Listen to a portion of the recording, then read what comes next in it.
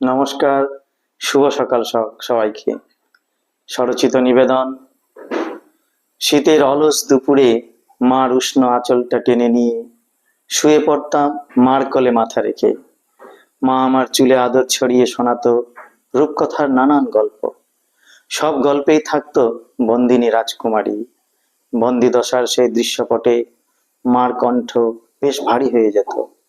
আমি একটু বিরক্তির স্বরেই বলতাম, গল্প শেষে রাজকুমারীতে পেয়ে যাবে রাজপুত্র, আর পেয়ে যাবে স্বপ্নময় নতুন কোনো দেশ। তবে শুধু শুধু তুমি কাঁদছো কেন? মা মৃদু হেসে চোখের জল পান করে নিত। তারপর আমার মাথায় হাত বুলাতে বুলাতে হারিয়ে যেত রূপকথার দেশে। আজ অনেক সময় অতিক্রান্ত করে এসেছি। এখন প্রবাসে আমার সংসার, আমার ঘরকন্না। এখন আমিও আমার মেয়েকে রূপকথার গল্প শোনাই।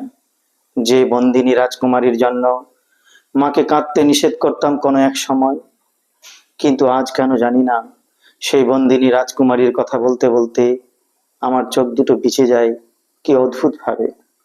জানি না কেন আমার মনে হয় কৈশোরের প্রাণ চঞ্চলা মেয়েটি একদিন রূপকথার সেই রাজকুমার বা রূপকথার সে দেশ সত্যিই হয়তো খুঁজে পায়, কিন্তু তার বন্দি দশা থেকে মুক্ত হতে পারে না রূপকথার মতো।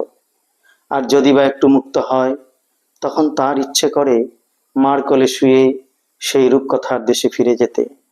কিন্তু রূপকথার গল্প বলা সেই মানুষটাকে আর কোথাও খুঁজে পাওয়া যায় না। খুঁজে পাওয়া যায় না সেই মানুষটাকে যার আলতো ছোঁয়ায় স্বপ্নগুলো এসে রং ছড়িয়ে যেত। রূপকথার সেই কল্পদেশ হয়তো পাওয়া যায়, কিন্তু মা ও সন্তানের আদর মাখা রৌদ্র পোহানো সেই অনুভূতির দেশ আর কখনোই ফিরে পাওয়া যায় না।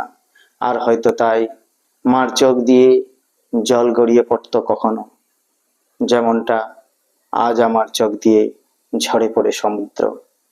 ভালো থাকবেন সবাই।